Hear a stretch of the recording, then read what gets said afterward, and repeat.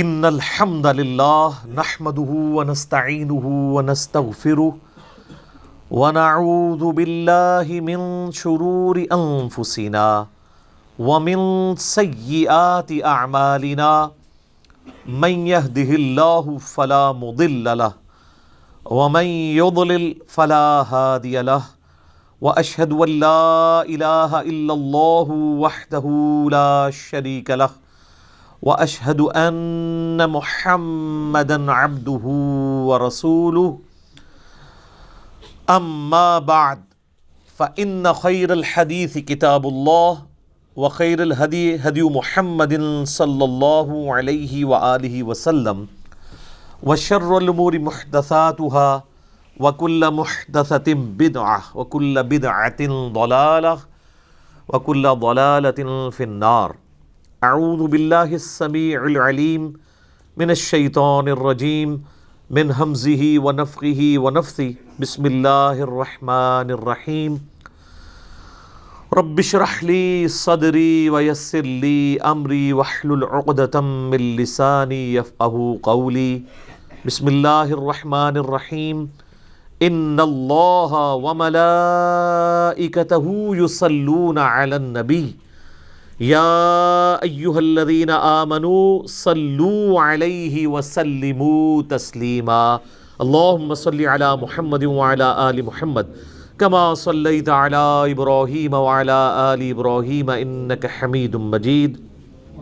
اللہم بارک علی محمد وعلی آل محمد کما بارکت علی ابراہیم وعلی آل ابراہیم انک حمید مجید. اللہم ربنا آتنا فی الدنیا حسنہ وفی الآخرۃ حسنۃ وقنا عذاب النار. اللہم ربنا آتنا من لدنک رحمۃ وہیئ لنا من امرنا رشدا.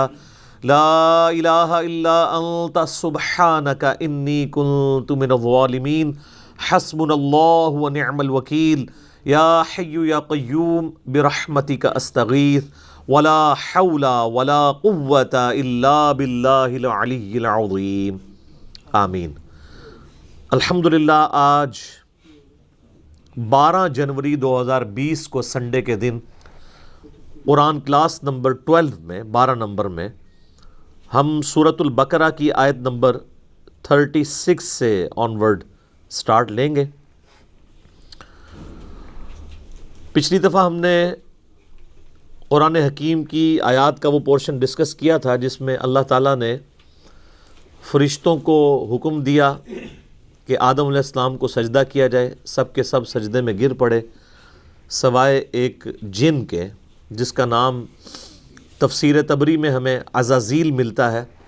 اہل سنت کے ہاں معتبر تفسیر ہے, شروع میں لکھی گئی, عزت والا, لیکن بعد میں ذلت اس کا مقدر ہوئی. ابلیس بن گیا, وہ شیطان بن گیا. اس نے انکار کیا اور وہ متکبرین میں شامل ہوا. اس کے بعد حضرت آدم علیہ السلام اور سیدہ حوا کو اللہ تعالیٰ نے جنت میں بسایا. اب اس میں اختلاف ہے کہ یہ جنت وہی والی جنت ہے جو الٹیمیٹلی ہمیں ملنی ہے, یا یہ پروٹوٹائپ کوئی جنت تھی جس میں اللہ تعالیٰ نے کسی باغ میں انہیں بسایا ٹیسٹ کرنے کے لیے, اور انہیں حکم دیا کہ یہاں پر تم رہو, لیکن ایک چیز کا خیال رکھنا کہ یہ جو فلاں درخت ہے اس کے قریب بھی مت جانا ورنہ تم ظالموں میں شمار کیے جاؤ گے. اسی کانٹیکسٹ میں آیت نمبر 36 سے گفتگو آگے چل رہی ہے. اعوذ باللہ من الشیطان الرجیم بسم اللہ الرحمن الرحیم. فَأَزَلَّهُمَ الشَّيْطَانُ, تو شیطان نے ان دونوں کو پھسلا دیا, یعنی راہ حق سے ہٹا دیا. عنہا, اس سے. فَأَخْرَجَهُمَا مِمَّا كَانَ فِيهِ, اور ان دونوں کو نکلوا دیا اس جنت میں سے جس میں وہ رہ رہے تھے. اب اللہ تعالیٰ نے یہاں پہ تثنیہ کا صیغہ استعمال کیا, یعنی ان دونوں.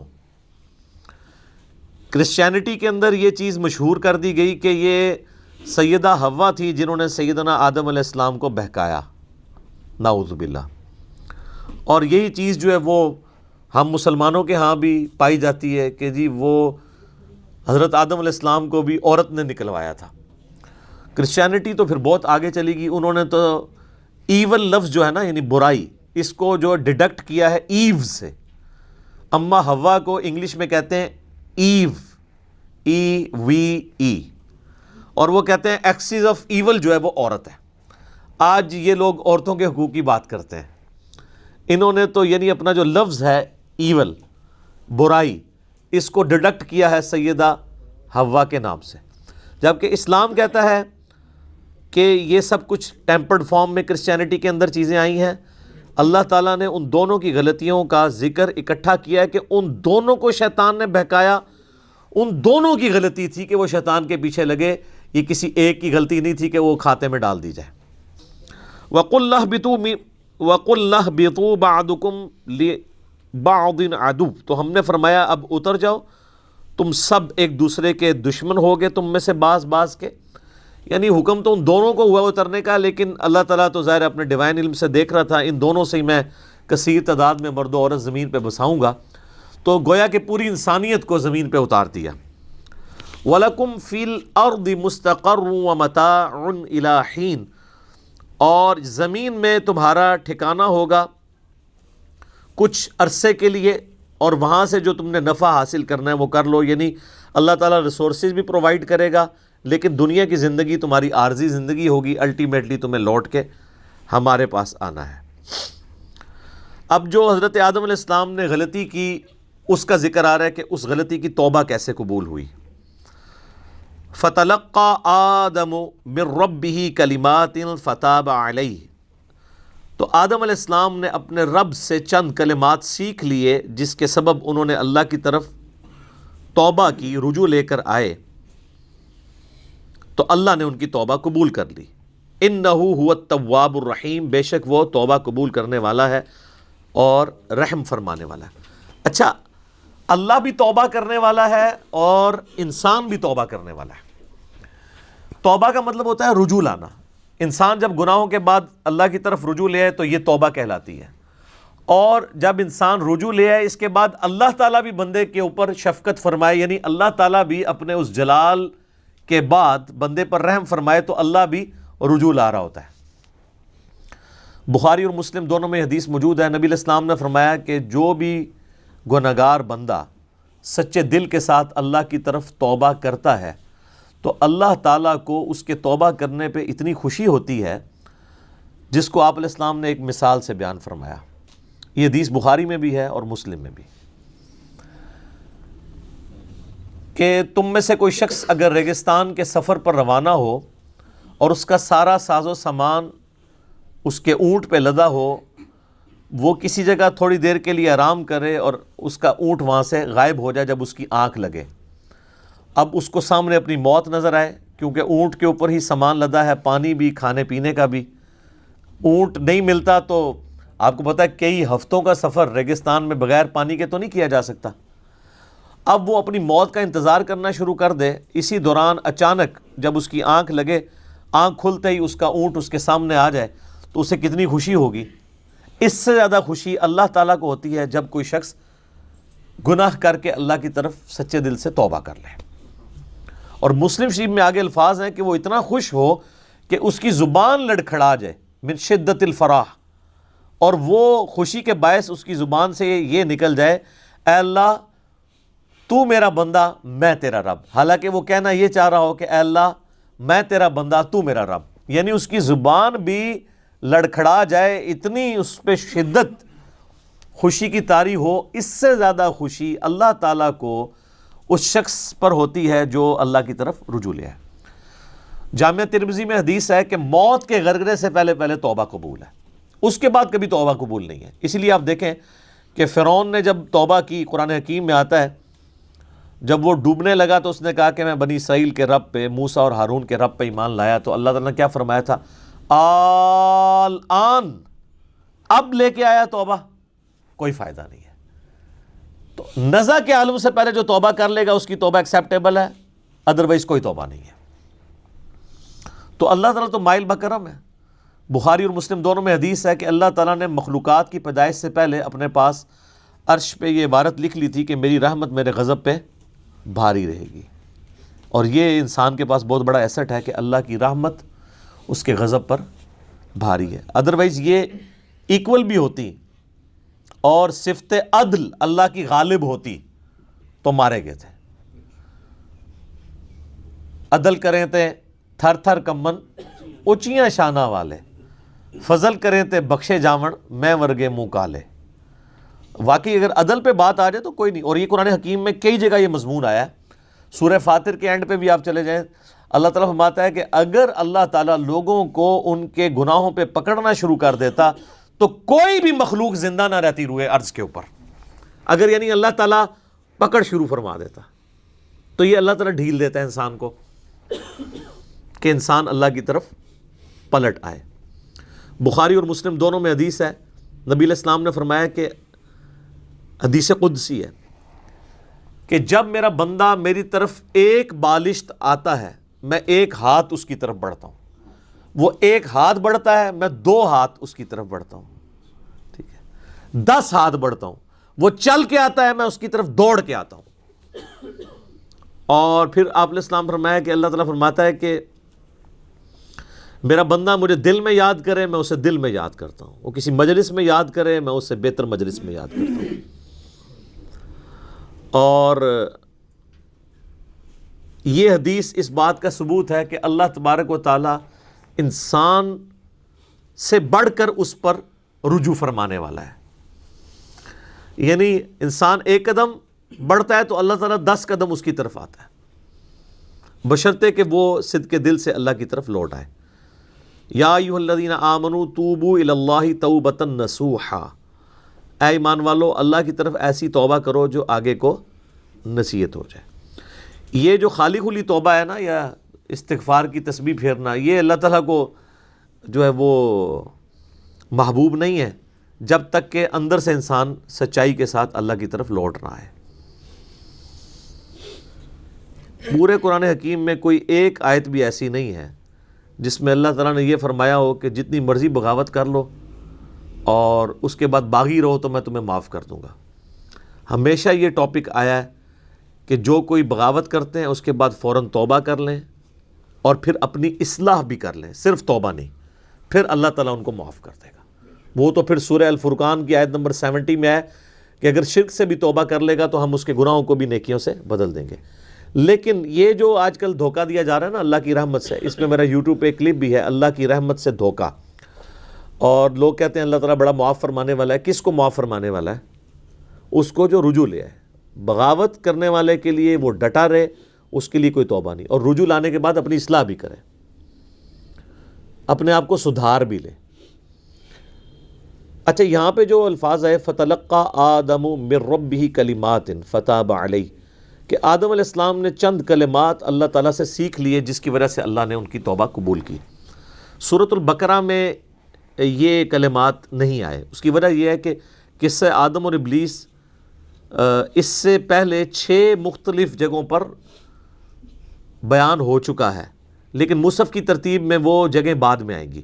لیکن قرآن کے نزول کے اعتبار سے چونکہ یہ چیز ہو چکی بھی تھی، یہ تو مدنی صورت ہے، نبی علیہ السلام کے اعلان بعثت کی آلموسٹ سمجھ لیں 15 سال کے بعد نازل ہوئی ہے، اور اس سے پہلے 2/3 مکی قرآن نازل ہو چکا تھا. اس میں وہ پوری ڈیٹیل موجود ہے سورۃ الاعراف کے اندر کہ وہ کلمات کیا تھے. ربنا ظلمنا انفسنا وان لم تغفر لنا وترحمنا لنکونن من الخاسرین، اے رب ہمارے ہم نے اپنی جانوں پر ظلم کیا اور اگر تو نے ہم پر رحم نہ فرمایا اور ہمیں معاف نہ کیا تو ہم خسارہ پانے والوں میں سے ہو جائیں گے. قصہ آدم اور ابلیس قرآن حکیم میں 7 مقامات پر آیا ہے. اس میں آخری مقام یہ ہے جو سورۃ البقرہ میں ہم پڑھ رہے ہیں، لیکن مصحف کی ترتیب میں یہ پہلا مقام ہے. یہ سارے مقامات پہ جو سکیٹرڈ فارم میں شیطان کی اور اللہ تعالیٰ کی گفتگو ہوئی، حضرت آدم علیہ السلام کا اور اللہ کا جو معاملہ ہوا، اس کو میں نے ایک لیکچر کے اندر کور کیا ہے، مسئلہ نمبر 79، اللہ، انسان اور شیطان. یہ میرا ٹائٹل ہے اس لیکچر کا، مسئلہ نمبر 79. اس میں نے ساری جگہ سے ٹکڑے اٹھائے کہ یہ والا پورشن اتنے حصے میں ہے، یہ دوسری صورت میں بیان ہوا، جس طرح اب یہاں پہ وہ کلمات نہیں ہیں. البتہ ایک کمزور درجے کی روایت ہے المستدرک للحاکم کے اندر کہ حضرت آدم علیہ السلام نے اللہ تعالیٰ کے حضور نبی صلی اللہ علیہ وآلہ وسلم کا وسیلہ پیش کیا، جس کی وجہ سے اللہ تعالیٰ نے ان کی مغفرت کی۔ پھر اللہ تعالیٰ نے ان سے پوچھا کہ تمہیں محمد صلی اللہ علیہ وآلہ وسلم کا علم کیسے ہوا؟ تو انہوں نے کہا کہ میں نے جو ہے وہ جب تو نے مجھے پیدا کیا تو میں نے تیرے عرش پہ تیرے نام کے ساتھ سیدنا محمد رسول اللہ صلی اللہ علیہ وآلہ وسلم کا مبارک نام دیکھا تھا، تو مجھے اسی وقت پتہ چل گیا کہ یہ ہستی تیرے حضور عزت والی ہیں۔ اب یہ حدیث تو حاکم کے اندر موجود ہے، لیکن انتہائی کمزور درجے کی روایت ہے۔ یہ امام ذہبی نے تو بلکہ اسے آلموسٹ لکھا ہے کہ یہ گھڑی ہوئی روایت ہے، اور انجیل برناباس جو پبلک کے اندر ایک مشہور ہے نا، اس میں بھی اس قسم کی ایک روایت لکھی ہوئی ہے۔ تو وہ تو ظاہر ہے کہ کرسچن آن بھی نہیں کرتے، میں نے اس کے اوپر کئی دفعہ بولا ہے کہ وہ کوئی اتھینٹک نہیں ہے۔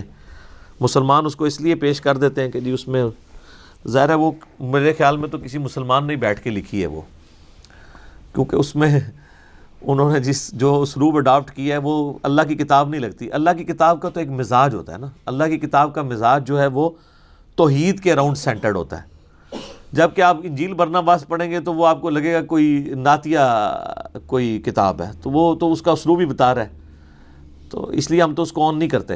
بہرحال میرا یوٹیوب پہ کلپ لاکھوں لوگوں نے دیکھا ہے۔ کیا یہ کائنات نبی علیہ السلام کے لیے بنائی گئی؟ کیونکہ اسی حاکم کی ایک روایت میں آتا ہے کہ ہم اگر محمد کو پیدا نہ کرتے تو یہ ساری کائنات بھی پیدا نہ ہوتی۔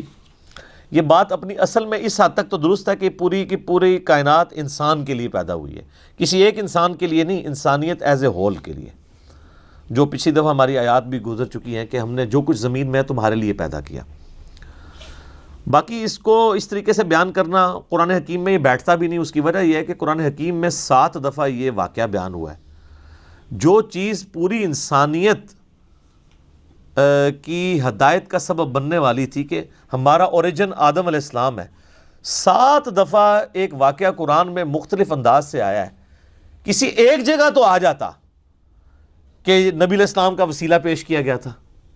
یہاں پہ بھی کلمات ہیں، وہ کہتے ہیں نہیں کلمات سے مراد وہ ہیں، بھئی وہ کلمات بھی قرآن کے اندر آ گئے ہیں سورۃ الاعراف میں، اور قرآن کی سب سے بیسٹ تفسیر وہی ہوتی ہے جو قرآن کے اندر موجود ہو۔ تو جب قرآن خود بتا رہا ہے کہ کن کلمات کے ساتھ توبہ کی تھی، ربنا ظلمنا انفسنا وان لم تغفر لنا وترحمنا لنکونن من الخاسرین، وہ کہتا ہے نہیں یہ بھی پڑھا تھا، نال ہے بھی پڑھا سی، اوئی واقعنا عذاب القبری واقعنا عذاب الحشری، کتنے لکھے ہے؟ وہ کہتے نہیں قرآن میں تو لکھا ہوا ہے ربنا آتینا فی الدنیا حسنہ وفی الآخرۃ حسنۃ وقنا عذاب النار، اور واقعنا عذاب القبری واقعنا عذاب الحشری تو لوگ خود نہیں لگایا ہوا نا لوگوں نے۔ تو اس کو پھر انہوں نے ایک مسئلہ بنا لیا، ایک ضد کا، پھر کہتے ہیں کہ جی یہ آپ گستاخی کرتے ہیں جب آپ اس طرح کی روایتوں کو نہیں مانتے۔ روایتیں نبی علیہ السلام سے ثابت ہوں گی تو مانی جائیں گی نا، ان کی سند صحیح ہوگی تو مانی جائیں گی نا، گستاخی والی کون سی بات ہے؟ یہ تو اسی طریقے سے ہے کہ اگر ہم عیسائیوں سے یہ کہیں کہ حضرت عیسیٰ علیہ السلام اللہ کے بیٹے نہیں ہیں، اور سورۃ المائدہ کی وہ آیت پڑھ دیں، آیت نمبر 75 نمبر آیت، کہ عیسیٰ اور ان کی ماں تو کھانے کے محتاج تھے، ایسے لوگ تمہارے مشکل کشا کیسے ہو سکتے ہیں جو روٹی کھانے کے محتاج ہوں؟ تو وہ عیسائی تو یہ سمجھے گا حضرت عیسیٰ کی توہین ہو گئی ہے۔ اس سے بھی بڑھ کے سورۃ المائدہ کی آیت نمبر 17 ہے کہ اگر اللہ اس چیز کا ارادہ کرے کہ عیسیٰ کو، اس کی ماں کو، اور جتنے لوگ ہیں زمین میں ان کو موت دے دے تو اللہ کا کوئی کیا بگاڑ لے گا؟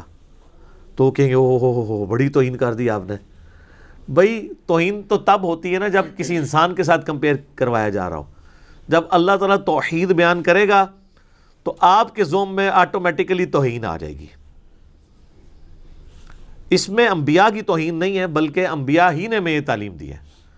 ورنہ میں علم الکلام میں پھکی کے طور پہ ایک جواب دیتا ہوں کہ جامعہ ترمذی میں، سنن ابی داؤد میں، سنن ابن ماجہ میں حدیث ہے، نبی علیہ السلام کو ایک صحابی نے سجدہ کیا، آپ علیہ السلام فرمایا سر اٹھا یہ کیا کر رہا ہے؟ کہ یا رسول اللہ میں وہ کوفے کے پاس ہیرا نامی ایک شہر ہے وہاں گیا تھا، میں نے دیکھا لوگ اپنے سردار کو سجدہ کرتے ہیں، تو آپ تو اللہ کے رسول ہیں، آپ زیادہ حقدار ہیں کہ ہم آپ کو سجدہ کریں، آپ تو ہمارے مذہبی پیشوا بھی ہیں، ہمارے پولیٹیکل لیڈر بھی ہیں، ہمارے ہر لحاظ سے ہمارا سب کچھ آپ ہی ہیں۔ تو آپ علیہ السلام نے فرمایا کہ مجھے بتاؤ جب میں فوت ہو جاؤں گا اور تم میری قبر سے گزرو گے کیا میری قبر پہ بھی سجدہ کرو گے؟ انہوں نے کہا نہیں یا رسول اللہ. تو فرمایا پھر مجھے کیوں سجدہ کر رہے ہو؟ اگر میں سجدہ جائز سمجھتا تو بیویوں سے کہتا کہ اپنے خاوندوں کو سجدہ کریں اس حق کے سبب جو اللہ نے ان کو دیا ہے. اب مجھے بتائیں کیا نبی علیہ السلام نے اپنی توہین خود کر دی؟ وہ صحابی تو حضور کی عزت میں حضور کو سجدہ کر رہا تھا نا, حضور سے محبت کا اظہار کر رہا تھا نا. تو یہ جو کہتے ہیں عشق دے چلے نمبر لے گئے تے چلا تے صحابی بھی ہو جائے تے حضور علیہ السلام قبول نہیں کر دے, آ گیا چلے سر چوک یعنی بریکٹ میں. یہ کیا کر رہا ہے؟ عشق دے چلے نہیں ہم نمبر لے گئے, علم والے. انما یخشی اللہ من عبادہ العلماء, اللہ کی خشیت اور معرفت صرف اہل علم کو ہے. قل رب زدنی علما, اے نبی تم بھی دعا کیا کرو اے میرے رب میرے علم میں اضافہ کر دے. قل هل يستوي الذين يعلمون والذين لا يعلمون انما يتذكر اولو الالباب, اے نبی فرما دو بھلا علم والے اور بغیر علم والے برابر ہو سکتے ہیں؟ نصیحت تو نہیں حاصل کرتے مگر عقل والے. تو اسلام تو پورے کا پورا سینٹرڈ اراؤنڈ علم ہے, علم کے بغیر تو کچھ بھی نہیں ہے. اور علم وہ جو اللہ نے اپنے پیغمبروں کے ذریعے کتابوں کے ذریعے دیا ہے, تو اس کو اس طریقے سے ضد نہیں بنانا چاہیے. اب کتابوں کا ذکر ساتھ ہی آ گیا. قُلْ نَهْبِطُوا مِنْهَا جَمِيعًا, ہم نے حکم دیا کہ اب تم سب کے سب زمین پر اتر جاؤ. فَإِمَّا يَأْتِيَنَّكُمْ مِنِّي هُدًى, پھر جب کبھی بھی میری طرف سے تمہارے پاس کوئی ہدایت کی چیز آئے گی یعنی کتاب. فَمَن تَبِعَ هُدَايَا فَلَا خَوْفٌ عَلَيْهِمْ وَلَا هُمْ يَحْزَنُونَ, تو جو کوئی اس کتاب کی پیروی کرے گا تو قیامت والے دن نہ اسے کوئی خوف ہوگا نہ اسے کوئی غم ہوگا. اب یہ دیکھ لیں, یہ کہتے ہیں کتابوں کی بات کرتا ہے, تو قرآن کیا کہہ رہا ہے کہ جب ہمارے ابا جی کو اور ہماری اماں کو اتارا گیا جنت سے تو انہیں یہی نصیحت کی گئی تھی, اور اللہ تعالیٰ ہمارا پوری انسانیت کو جو ان سے پیدا ہونے والی تھی, ہم نے ایک ہی دفعہ نصیحت کی کہ اب تو زمین پہ اتر جاؤ, جب کبھی بھی کوئی ہدایت کی کتاب آئے گی تم نے اس کی پیروی کرنی ہے. ٹھیک ہے, مرنے سے پہلے اے مسلمان کر لے اس پہ غور, کتابوں کا خدا اور ہے بابوں کا خدا اور. یہ وہی کتابی والی بات ہے جو میں نے دوسرے انداز میں بھی کہا ہوا ہے, نہ میں وابی نہ میں بابی, میں ہوں مسلم علمی کتابی. تو یہ علم اور کتاب ہی تو ذکر ہو رہی ہے. پہلی نصیحت انسانیت کو یہ ہو رہی ہے کہ اب جا رہے ہو نا زمین پہ تو بس میری کتابوں کا انتظار کرنا ہے. تو جو کوئی کتابوں کی پیروی کرے گا اس کو نہ کوئی خوف ہوگا نہ کوئی غم. والذین کفروا وکذبوا بآیاتنا, اور جو لوگ ہماری آیات کا کفر کر دیں گے اور اس کو جھٹلا دیں گے, اولئک اصحاب النار, ایسے لوگ ہوں گے پھر جہنمی, ہم فیہا خالدون, وہ رہیں گے ہمیشہ ہمیشہ اس میں. تو جہنمیوں کی نشانی کیا ہے؟ جو اللہ کی کتاب سے بھاگے. جو کتابی نہیں ہے نا وہ جہنمی ہے. تو علمی کتابی ہونا چاہیے بندے کو, اور جو علم اور کتاب کو کہتا ہے سائڈ میں رکھو اور سٹوریاں اور کہانیاں اور فرسودہ خیالات ان کو لے کے چلتا ہے, تو اس کے لیے پھر اللہ تعالیٰ نے دوزخ بنائی ہے. اچھا, یہ جو آیات ہے نا سورۃ البقرہ کی آیت نمبر 38, اس میں اللہ تعالیٰ نے ریویلڈ نالج کا ذکر کر دیا ہے, وحی کے علم کا, کتاب اور سنت. سنت بھی اس میں شامل ہے کیونکہ سورۃ الاحقاف میں آگے 26ویں پارے کے پہلے صفحے پہ یہ آیت ہے, ایتونی بکتاب من قبل ھذا او اثارۃ من علم ان کنتم صادقین. نبی ان سے فرماؤ کہ اگر تم میری اس کتاب کو نہیں مانتے ہو تو اس کتاب سے پہلے جو باقی نبیوں پہ کتابیں نازل ہوئی ہیں یا کوئی علم کے آثار ان کے آ رہے ہوں. تو علم کے آثار کو اللہ نے کتاب سے الگ ذکر کیا. علم کے آثار کیا؟ سنت. تو تم سچے ہو تو پھر اس سے بات کرو. ایتونی بکتاب من قبل ھذا او اثارۃ من علم, کتاب اور علم دونوں آ گیا, علمی کتابی. ٹھیک ہو گیا. تو یہ ہے ریویلڈ نالج جو اللہ تعالیٰ اپنے پیغمبروں کے ذریعے دیتا ہے. پیغمبر اللہ اور مخلوق کے درمیان وسیلہ ہیں. اگر کوئی شخص پیغمبروں کے وسیلے کے بغیر کوئی عقیدہ اختیار کرے گا تو وہ عقیدہ خواہ کتنا ہی اچھا کیوں نہ ہو اللہ کے حضور قابل قبول نہیں. یہ وسیلہ یہ پاکستان انڈیا والا نہیں, وسیلہ کہتے ہیں واسطے کو. اللہ اور مخلوق کے درمیان واسطہ پیغمبر ہے. پیغمبر کو اگر کوئی چھوڑ دیتا ہے تو ظاہر ہے پھر وہ اللہ کے بارے میں ایسی کوالٹیز کلیم کرے گا جس کو اللہ اون ہی نہیں کرے گا. پیغمبروں کو اللہ تعالیٰ رول ماڈل اس لیے بناتا ہے کہ انسان اپنی محبت میں کوئی اللہ کے ساتھ ایسے عقیدے وابستہ نہ کر دے کہ وہ اپنے ذوم میں تو وہ محبت میں کر رہا ہو اور اللہ تعالیٰ کو وہ چیزیں ناپسند ہوں. اب جن لوگوں نے یہ کلیم کیا کہ اس مخلوق میں اللہ تعالیٰ حلول کر جاتا ہے یا یہ مخلوق بھی خالق ہی نے مخلوق کا روپ دھار لیا ہے، تو یہ اللہ کی نفرت میں نہیں انہوں نے کیا، اللہ کی محبت میں کیا. انہوں نے کہا لا موجود الا اللہ، ہم اللہ کے سوا کسی وجود کو ماننے کے لیے تیار نہیں ہیں. پھر وہ اس میں اتنا غلو کر گئے کہ انہوں نے کہا یہ جو آپ کو مخلوق بھی نظر آ رہی ہے نا، یہ بھی اللہ ہی نے مخلوق کا روپ دھار لیا، نعوذ باللہ. تو یہ عقیدہ جو ہے وہ اللہ کی محبت میں ہی آیا نا، کہ ہم اللہ کے سوا کسی کو ایسے پرسنالٹی ماننے کے لیے تیار ہی نہیں ہے. لیکن کیا یہ پیغمبروں کا عقیدہ تھا؟ نہیں. پیغمبر کے عقیدے کے بغیر، پیغمبر کی بتائی ہوئی تعلیمات کے بغیر آپ کچھ سے کچھ کر لیں گے. اس لیے پیغمبروں کو رول ماڈل بنایا جاتا ہے. لقد کان لکم فی رسول اللہ اسوۃ حسنہ، بے شک نبی علیہ السلام کی زندگی میں تمہارے لیے بہترین نمونہ ہے. ورنہ انسان نے تو اپنی عقل سے تو آپ دیکھیں اتنی مت ماری گئی کہ ہاتھوں کے تراشے ہوئے بتوں کے آگے بھی لوگ جھکے. ویسے یہ عقل نہیں مانتی. اگر ہمارا پڑوسی ملک انڈیا نہ ہوتا اور وہاں پہ 90 کروڑ ہندو نہ ہوتے تو ہمارا دل کبھی نہ ٹھکتا کہ یار پڑھا لکھا بندہ بھی اپنے ہاتھوں کے بنائے بتوں کے آگے جھک سکتا ہے. تو جائیں سر، دنیا میں سب سے زیادہ پی ایچ ڈیز امریکہ کے بعد انڈیا میں ہے، اور وہ پی ایچ ڈی بھی بتوں کے آگے جھکے ہوتے ہیں. یہ تو اللہ بھلا کرے عامر خان کا کہ اس نے پی کے فلم بنا کے ان کا جنازہ نکالا ہے.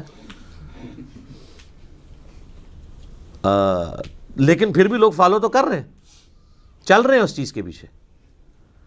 تو یہ آپ کے سامنے ثبوت ہے کہ اس ماڈرن دور میں بھی پڑھے لکھے لوگ ہونے کے باوجود اپنے ہاتھوں کے تراشے ہوئے بتوں کو پوجتے ہیں. اچھا، وہ بت جب پرانے ہو جاتے ہیں نا تو وہ بتوں کو ٹرالیوں کے اوپر لوڈ کر کے باقاعدہ پلوں پہ لے کے جاتے ہیں، اوپر سے نیچے پھینکتے ہیں دریاؤں کے اندر، ٹھیک ہے.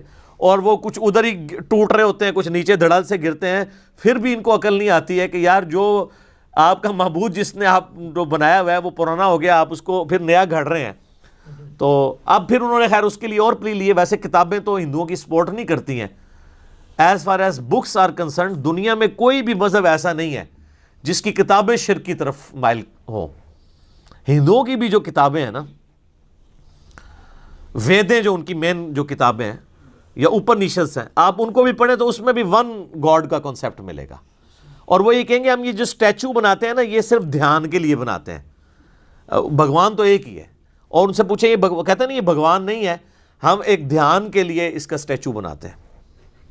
یہ بھی غلط ہے.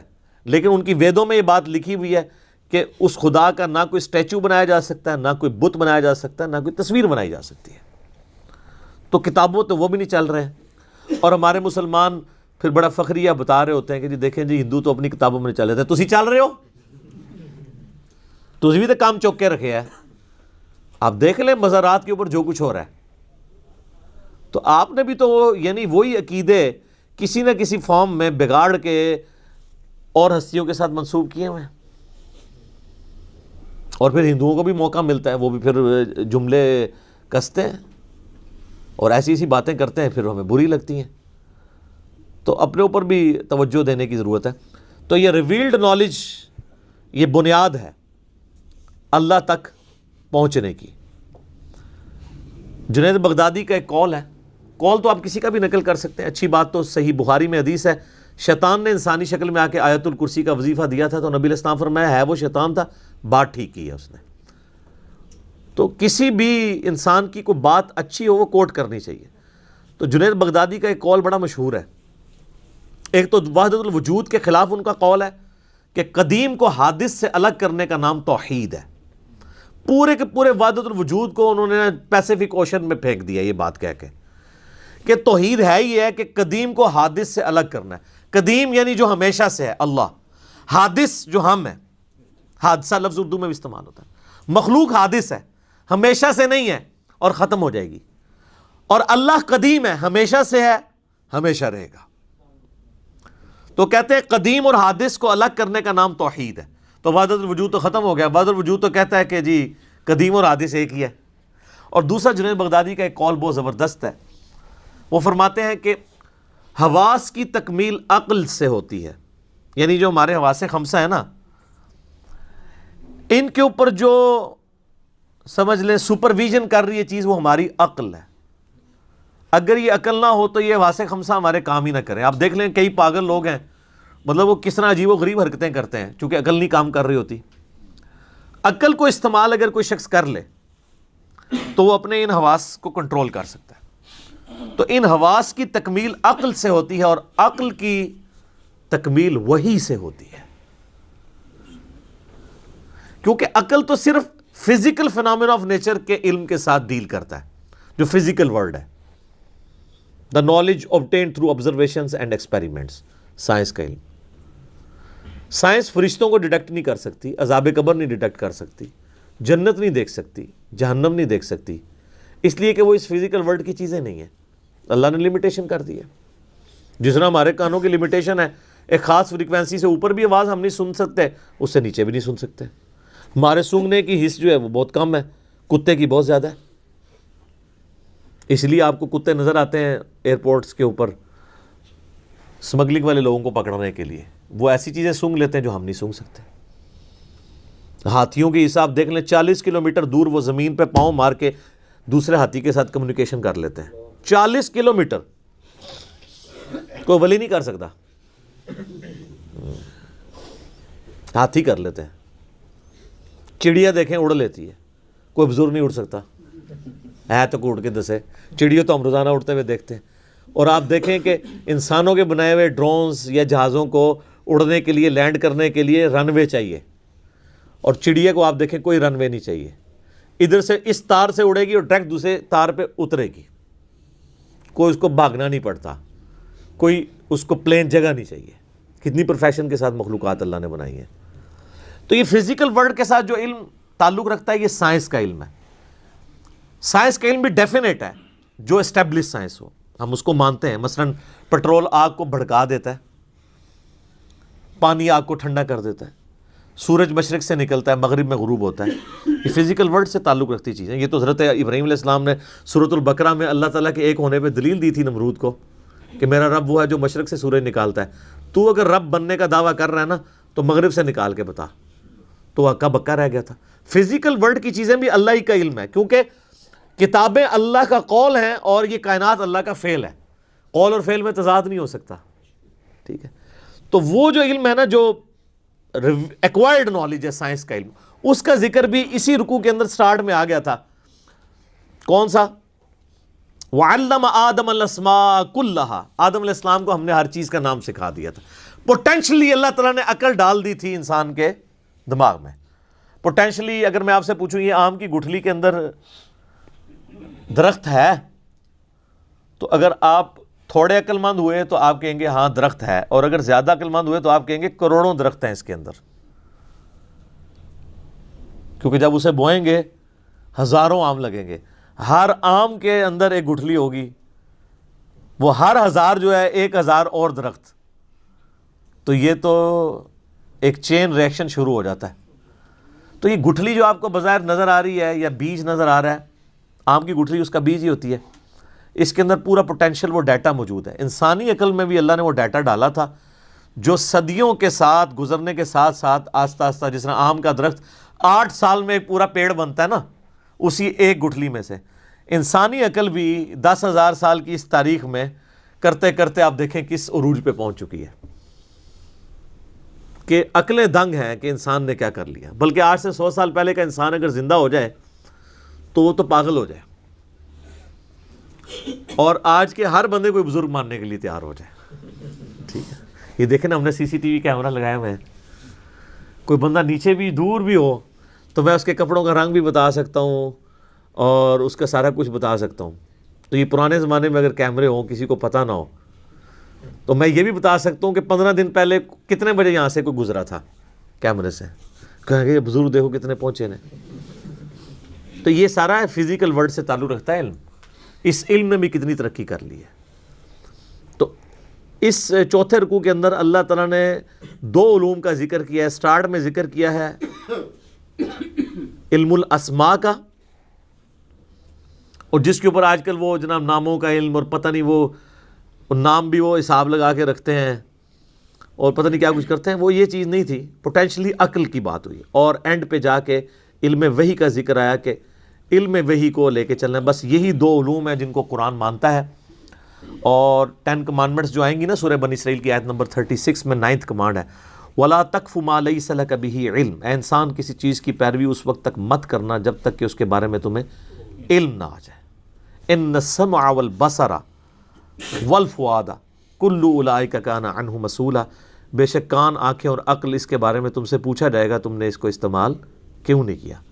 تو اللہ تعالیٰ نے یہ چیز پوچھنی ہے مرنے سے پہلے، اے مسلمان کر لے اس پہ غور، کتابوں کا خدا اور ہے بابوں کا خدا اور، یہ اللہ نے پوچھنی ہے بات کہ تو نے مرنے سے پہلے علم حاصل کیا تھا، یا تیرا ماننا یہی تھا کہ کالی بلی رستہ کاٹ دے تو نحوست ہے، گھر کی منڈیر پہ کوا بیٹھے تو مہمان آنے کی دلیل ہے، جوتی پہ جوتی چڑھ جائے تو سفر لکھا ہوا ہے، یہ تو مانتا تھا؟ اور گائے نے ایک سینگ کے اوپر زمین اٹھائی ہوئی ہے، دوسرے پہ اٹھاتی ہے تو زلزلہ آ جاتا ہے، ہسدے پہ نثارے تہاڈا بھی ذکر ہے، اور اے بزرگاں نے جناب وہ سمندر روکے ہے تے فلانے بزرگ نے جڑا انڈیا دے بم پھاڑ لے سن پل دے ہوتے، اے بھی ہے نا سرکار، ہوں تو نئے ورژن بھی دے ہیں نا اویلیبل۔ باقی چیزوں پہ ہم خوش ہوتے ہیں، ہندو کہندے نے، تسی بھی جو کچھ کہندے ہو نا ہندو بھی ہسدے نے تہاڈے ہوتے، آپ بھی تو کہتے ہیں نا فلاں بزرگ نے جو ہے سمندر روک لیا ہے۔ یہ لادہ بات ہے کہ وہ بزرگ جب زندہ ہوتے ہیں ان کا پیشاب بند ہوتا ہے تو وہ آغا خان ہی لے کے جانا پڑتا ہے انہیں، یہ لادہ بات ہے کہ اپنا پیشاب، اور اگر پیشاب رک رہا نہ ہو تو وہ پیشاب روک بھی نہیں کوئی سکتا۔ یہ دماغ سے آپ دیکھیں کئی لوگوں کے وہ سگنل ایسے جنریٹ ہوتے ہیں، ہارمونس ڈسٹرب ہو جائیں تو آپ اپنے پیشاب پہ خود کنٹرول ہی نہیں رہتا۔ آپ لوگ بیمار ہوتے ہیں، آپ کو اٹھا کے مزاروں پہ لے جاتے ہیں، اور مزاروں والے جب بیمار ہوتے ہیں انہیں اٹھا کے ہاسپٹل لے جاتے ہیں، اور ہاسپٹل بھی وہ DHQ میں نہیں لے کے جاتے، شفا میں لے کے جاتے ہیں یا آغا خان میں۔ تو اپنے بارے میں وہ بہت سینسٹیو ہے۔ تو یہ دو علوم ہیں، ریویلڈ نالج اور ایکوائرڈ نالج، جن کو اسلام مانتا ہے، اسی کے اوپر ساری بنیاد ہے۔ اب میرے بھائیوں مسلسل 9 رکوع اگلے، سابقہ امت مسلمہ بنی اسرائیل، ان پہ اللہ تعالیٰ نے فرد جرم عائد کیے۔ انتہائی سوز و گداز ہے جی ان 9 رکوعوں کے اندر۔ اللہ تعالیٰ نے ایک قوم سے اتنا پیار کیا، 3 کتابیں ان میں بھیجیں، تورات، زبور، انجیل، سینکڑوں صحائف بھیجے، ہزاروں پیغمبر بھیجے، لیکن جب انہوں نے انبیاء کی تعلیمات سے روگردانی کی تو اللہ کے عذاب کا کوڑا ان پہ پڑا۔ اللہ نے ان کی ہزاروں سال کی جو مسند تھی ان سے لے کے نئی امت اس کی جگہ کھڑی کی، امت محمدیہ صلی اللہ علیہ وآلہ وسلم، اور اس کے سمبل کے طور پہ تحویل قبلہ بھی کر دی، بیت المقدس سے قبلہ چینج کر کے خانہ کعبہ کر دیا۔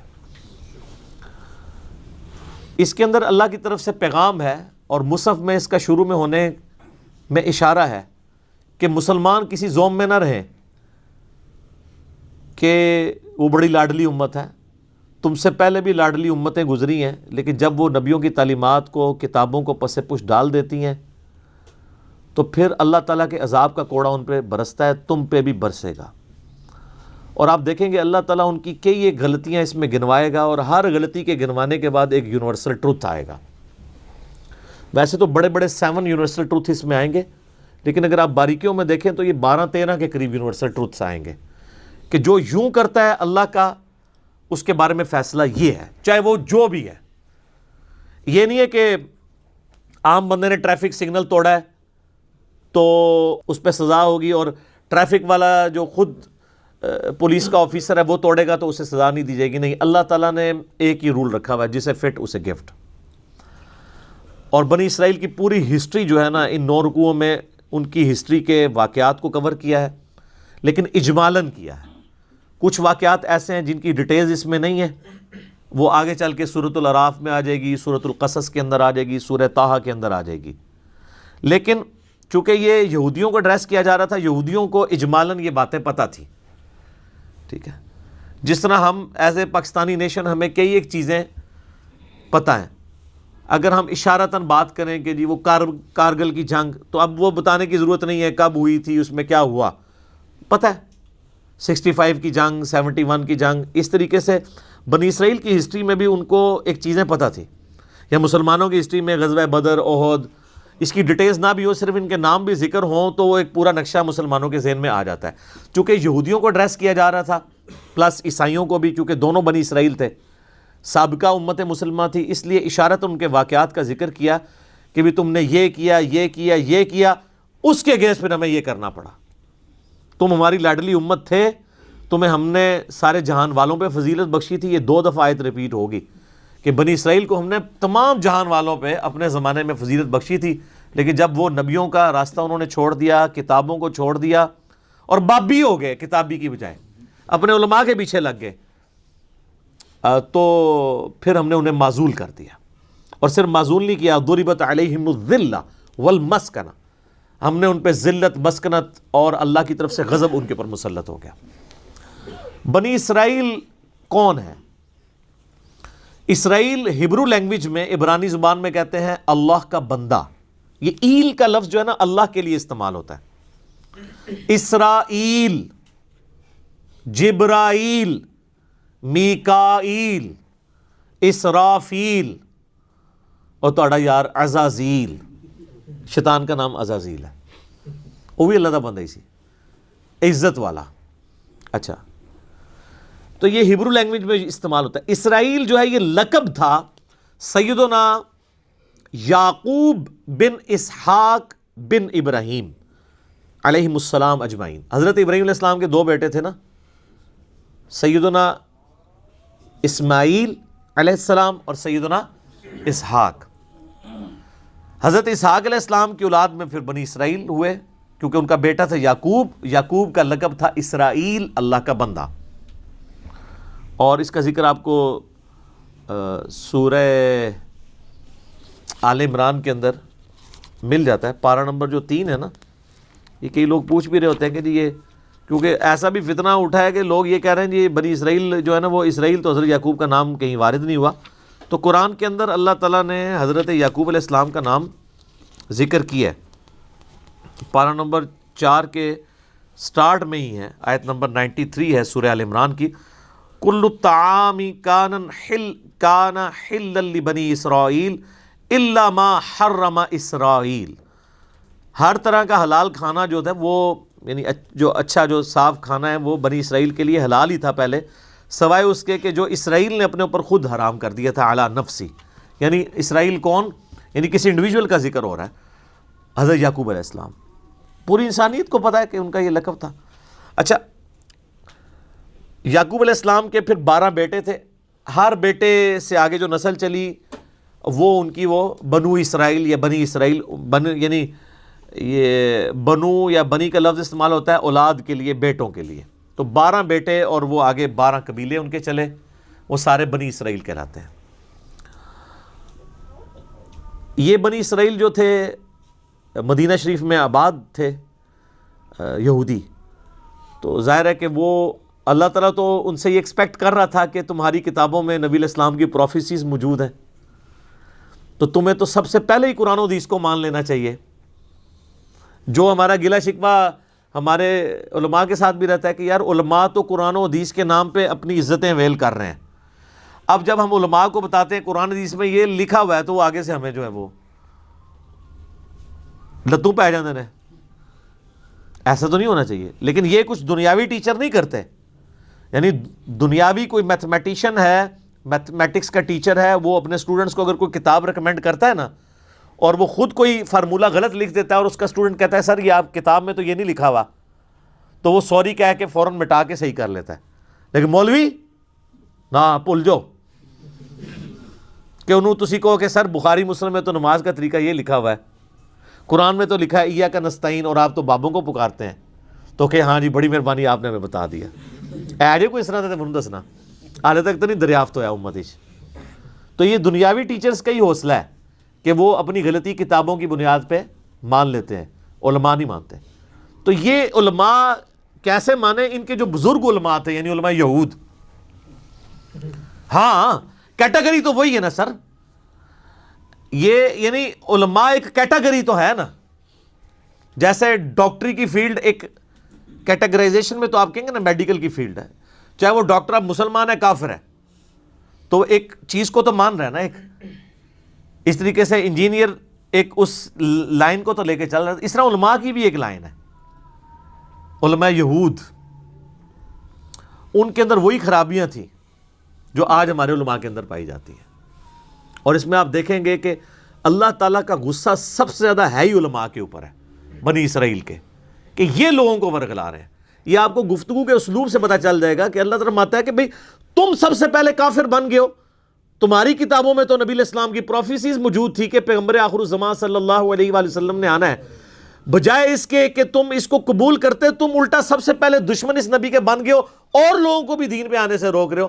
تم سے تو میں یہ ایکسپیکٹ نہیں تھا، تم تو ماننے والے تھے۔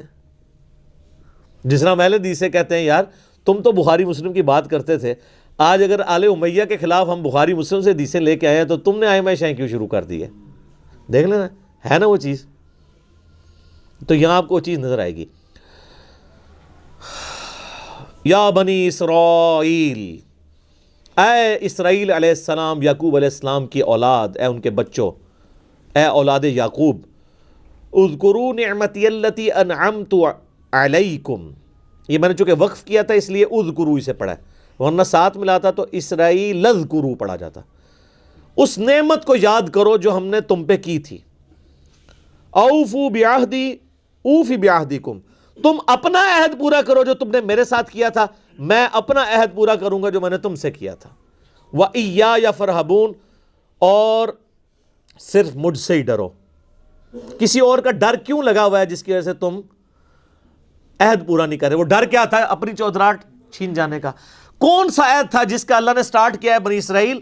اس عہد کو پورا کرو جو تم نے مجھ سے کیا تھا، میں بھی اپنا عہد پورا کروں گا۔ کیا عہد تھا؟ عہد یہ تھا کہ اللہ تعالیٰ نے ہر پیغمبر سے یہ عہد لیا ہے کہ وہ آنے والے پیغمبر کے بارے میں اپنی امت کو بتائے اور یہ چیز پکی کر کے جائے کہ جب وہ پیغمبر آئے تو اس کے اوپر ایمان لے کے آئے، جو سورہ آل عمران میں موجود ہے۔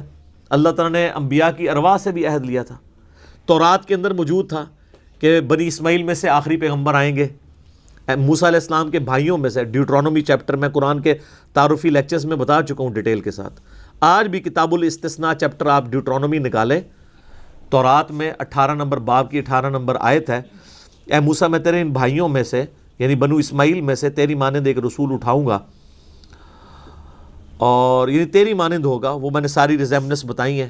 اسی طریقے سے گاسپل آف جان جو نیو ٹیسٹمنٹ ہے، انجیل، اسی کتاب مقدس کے اندر اس میں موجود ہے۔ حضرت عیسیٰ علیہ السلام کہتے ہیں کہ مجھے تمہیں بہت کچھ کہنا ہے لیکن ابھی تم متحمل نہیں ہو، وہ آخری پیغمبر جب آئیں گے تو وہ تمہیں ساری باتیں بتائیں گے، وہ ہستی جب دنیا میں آئیں گی وہ میرا نام روشن کریں گی اور اللہ تعالیٰ ان کے منہ میں اپنا کلام ڈالے گا۔ یہ کوالٹی اور کسی پیغمبر کی نہیں ہے۔ باقی پیغمبروں کو کتابیں سلیبس کی فارم میں دی جاتی تھی، ہمارے نبی علیہ السلام کے دل پر اللہ نے قرآن کو نازل کیا، اور یہ اگلے نبیوں کو پتا تھا کہ آخری نبی کی ایک یونیک کوالٹی یہ ہوگی کہ ان کے دل میں کلام اتارا جائے گا، جو قرآن میں بھی ہے، وَمَا يَنطِقُ عَنِ الْهَوَىٰ إِنْ هُوَ إِلَّا وَحْيٌ يُوحَىٰ۔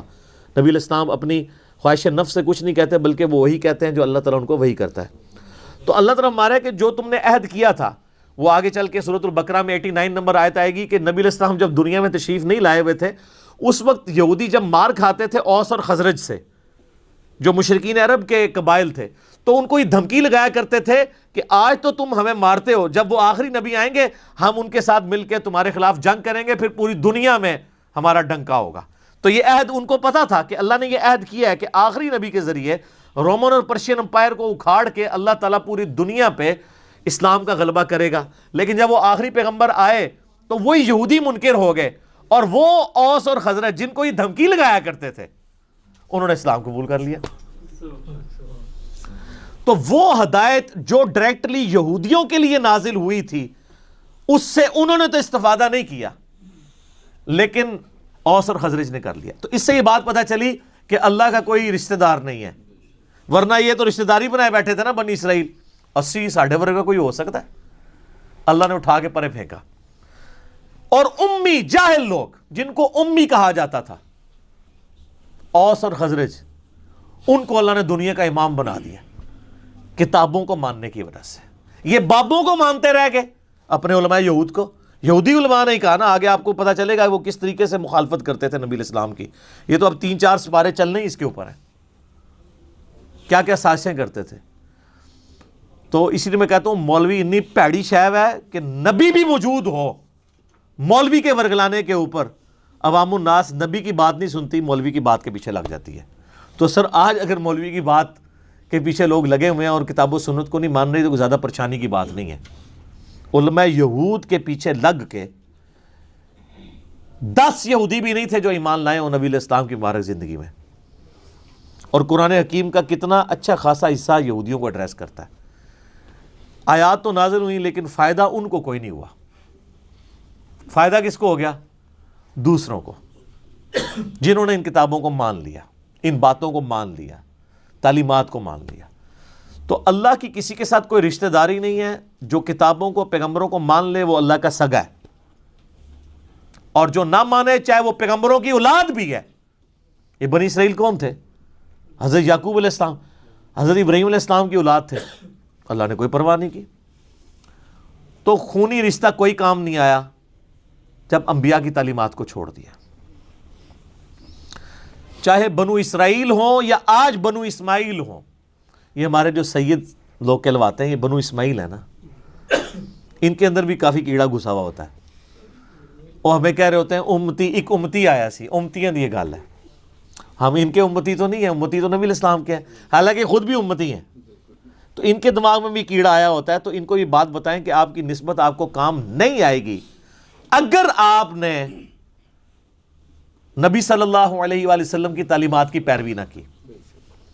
یہاں دیکھ لیں اللہ نے فرمایا تم اپنا عہد پورا کرو، ایک بڑا عہد الستو بربکم قالوا بلا، جو روحوں سے عہد لیا تھا، اور دوسرا عہد جو تمہارے پیغمبر تم سے لے کے گئے تھے کہ پیغمبر آخر الزمان صلی اللہ علیہ وآلہ وسلم کو ماننا ہے، آج بھی وہ عہد پورا کر لو، آج بھی تم سے صلح ہو سکتی ہے۔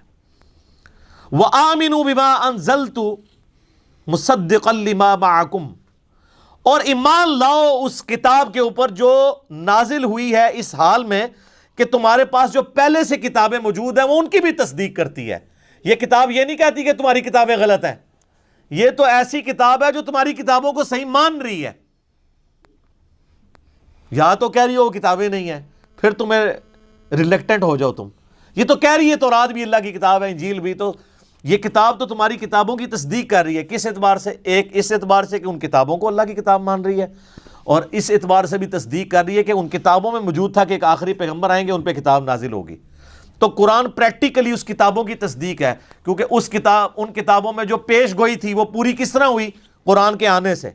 تو گویا قرآن نے آ کے ان کتابوں کو سچا ثابت کر دیا کہ اس میں لکھا ہوا ہے کہ آخری پیغمبر آئیں گے، لو آ گئے ہیں، اس میں لکھا ہے ان پہ کتاب نازل ہوگی، لوگ نازل ہوگی۔ دو اعتبار سے تصدیق کر رہی ہے، ایک تو یہ ان کتابوں کو صحیح بھی کہہ رہی ہے، اور ان کتابوں کی سٹیٹمنٹ کی پریکٹیکل نشانی بن کے یہ کتاب آ گئی ہے۔ وَلَا تَكُونُوا أَوَّلَ كَافِرٍ بِهِ، اور سب سے پہلے تم تو کافر نہ بنو اس کتاب کے، تم تو منکر نہ بنو، تمہیں تو پتہ ہے۔ وَلَا تَشْتَرُوا بِآيَاتِي ثَمَنًا قَلِيلًا، اور میری آیات کو چند ٹکوں کے عوض بیچو تو مت۔ دنیا کے نفع کی خاطر تم پیغمبر کا انکار کر رہے ہو، تمہاری چودراہٹ ختم، ظاہر ہے وہ نذرانے لے رہے تھے، ان کی ساری چیزیں وابستہ تھیں، جب نبی کے آگے جھک جاتے تو سب سٹیٹس ختم۔ آج بھی اگر علماء کتاب و سنت کو مانے تو وہ اپنے فرقے کی مسجد میں سروائیو نہیں کر سکتے، کوئی ایک بات ان کے خلاف نہیں وہ کر سکتے، تو پہلے بھی ایسا تھا۔ تو اللہ فرما رہا ہے تم تو پہلے کافر نہ بنو اور چند ٹکوں کے عوض دین نہ بیچو، وَإِيَّايَ فَاتَّقُونَ، اور صرف مجھی سے ڈرو۔ یعنی بار بار اللہ تعالیٰ دیکھیں ڈرنے کا ذکر کر رہا ہے کہ اگر تمہیں واقعی اللہ کا خوف ہے نا کہ مرنے کے بعد اللہ کے حضور پیشی ہونی ہے، تو پھر تم یہ ایمان قبول کر لیتے۔ تو اس سے کیا پتہ چلی کہ جو علماء نہ ڈر ہو جاتے ہیں، بے فکرے ہو جاتے ہیں اللہ تعالیٰ کے معاملات میں، ان کو کبھی بھی ہدایت نہیں ملتی، نیور۔ جس کی مثال یہ ہے کہ نبی علیہ السلام کے مبارک زمانے میں ان کو ہدایت نہیں ملی۔ وَلَا تَلْبِسُوا الْحَقَّ بِالْبَاطِلِ، اور حق کو باطل کے ساتھ مت ملاؤ، وَتَكْتُمُوا الْحَقَّ، اور حق کو مت چھپاؤ، وَأَنْتُمْ تَعْلَمُونَ، اور تم جانتے تو ہو کہ یہ حق ہے. جانتے بوجھتے ہوئے حق اور باطل کو مکس نہ کرو، گڑبڑ کر. یہ کنفیوز کر دیتے ہیں آج بھی. آپ علماء دیکھیں، آپ کوئی بات لے کے جائیں نا، وہ اور ہی کو بات کر دیتے ہیں. آپ ان کو بتائیں جی بخاری میں لکھا ہے کہ رفع دین سے نماز پڑھو، اور جی بخاری میں تو لکھا ہے کھڑے ہو کے پیشاب بھی کر سکتے ہیں. یہ کیا کر رہے ہوتے ہیں؟ کوئی اور بات کو اس کا مکس کر کے اس معاملے کو ڈائلیوٹ کرنے کی کوشش کر دیتے ہیں. تو سر بالکل مرد کھڑے ہو کے پیشاب کر سکتا ہے، یہ تو اللہ نے بہت بڑی سہولت دی ہے مسلمانوں کو. ہم کا بھی انکاری ہے، لیکن چونکہ انہوں نے پٹی پڑھائی ہوئی ہے پبلک کو، جیسے کہا کہ جو وہ بت رکھ کے آتے تھے اس لیے رفع دین ہوتا ہے. اب ہم کہتے ہیں کہاں لکھا ہوا ہے، تو کہتے ہیں ہم نے تو نہیں یہ کہا، یہ علی ہمارے پہ ویسے الزام لگاتا ہے. تو سر یہ پوری کی پوری عوام جو ہے، اس کو کس نے یہ پٹی پڑھائی ہوئی تھی؟ آپ نہیں پڑھائی ہوئی تھی. آج آپ منکر ہی ہو گئے خود ہی. تو یہ ان آیات کے اوپر میں انشاءاللہ اگلی دفعہ گفتگو کروں گا، اور یہ آج کا قرآن میں آپ کے سامنے رکھوں گا. یہ قرآن پرانا نہیں ہے، بالکل وہی پکچر آپ کو آج کے علماء میں نظر آئے گی، وہی خرابیاں آج کے علماء میں نظر آئیں گی. بخاری مسلم میں حدیث ہے، تم بھی اگلے لوگوں کے پیچھے چل پڑو گے قدم با قدم، بالشت بر بالشت، حتیٰ کہ ان میں سے کوئی گوہر کے سوراخ میں داخل ہوا تم بھی اس کے پیچھے چلو گے. تو صحابہ نے پوچھا یہ اگلے لوگوں سے مراد کیا یہود و نصارہ ہیں؟ آپ نے فرمایا اگر وہ مراد نہیں تو اور کون سے لوگ ہیں؟ ایک ایک خرابی جو یہود و نصارہ کے علماء میں تھی وہ ہمارے علماء میں موجود ہے. اور اللہ تعالیٰ بار بار ایڈریس ہی علماء کو کرتا ہے کہ اصل میں یہ ہیں لیڈر اور یہ لوگوں کو ورگلاتے ہیں. لیکن اس سے یہ نہ سمجھیے گا کہ علماء کی وجہ سے وہ فالورز چھوٹ جائیں گے، نہیں. اللہ کہتا ہے ان کو تو عذاب ہونا ہے کہ انہوں نے ان کے پیچھے اندھے بن کے کیوں چلے. یہ نہ ہو کہ لوگ خوش ہو رہے ہوں کہ خیر ہے اگر مولوی نے غلط مسئلہ بتایا تو وہی نہ. اپنے ٹھڈ بھردے جڑا اپنے منہ چ خوراک جڑا نا نوالا پانا ٹھڈ بھرتا ہے، کسی کے پیٹ میں نوالا جائے تو آپ کا پیٹ نہیں بھرتا. تو اپنے اعمال کا حساب آپ نے خود دینا ہے. اللہ تعالیٰ سے دعا ہے جو حق بات میں نے کہی اللہ تعالیٰ ہمارے دلوں میں راسخ فرمائے. اگر جذبات میں میرے منہ سے کوئی غلط بات نکل گئی اللہ تعالیٰ ہمارے دلوں سے معاف کر دے. ہمیں کتاب و سنت کی تعلیمات پر عمل کر کے دوسرے بھائیوں تک پہنچانے کی توفیق عطا فرمائے. اللہم صلی علی محمد وعلی آل محمد کما صلیت علی ابراہیم وعلی آل ابراہیم انک حمید مجید. اللہم بارک علی محمد وعلی آل محمد کما بارکت علی ابراہیم وعلی آل ابراہیم انک حمید مجید. سبحانک اللہم وبحمدک اشہد ان لا الہ الا انت استغفرک واتوب الیک وما علینا الا البلاغ المبین. جزاکم اللہ خیرا. احسن الجزاء.